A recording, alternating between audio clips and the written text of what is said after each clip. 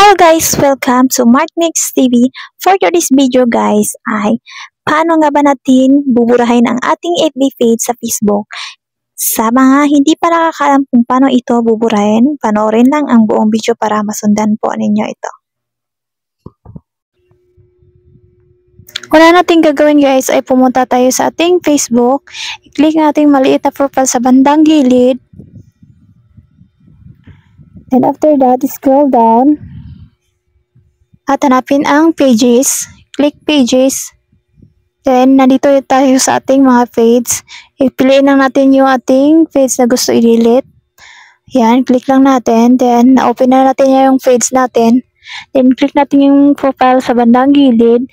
Then, pagkatapos, pumunta tayo sa settings, scroll down, click settings,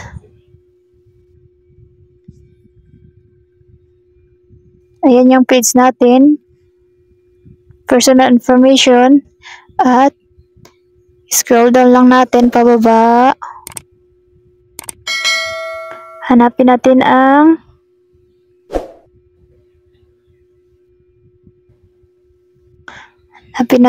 access and control, deactivation and deletion.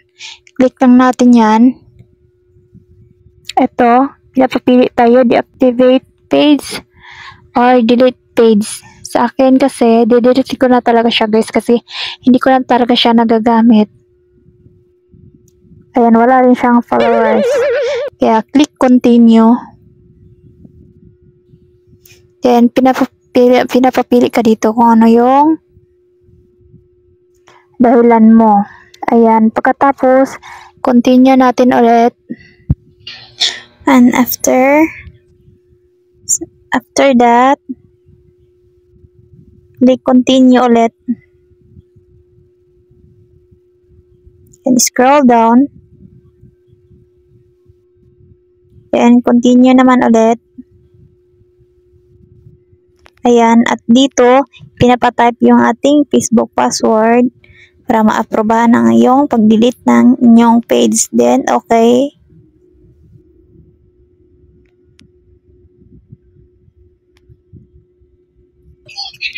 Then, click continue naman tayo. Then, ito yung page natin. Then, click natin ang delete page.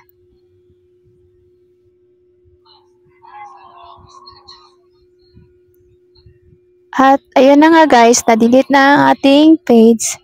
At titingnan lang natin kung wala na ba talaga. Ayun, wala na ang ating page dito kasi dinelete na natin siya. Ayan.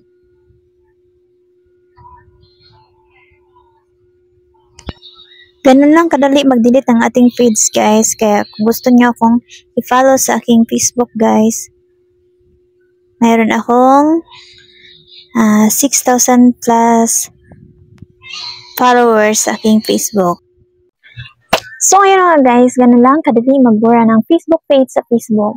I hope nakatulong ang video na to at kung bago ka pa lang sa aking channel, please subscribe and don't forget to hit notification para lagi kang updated sa aking mga bagong ina-upload na video.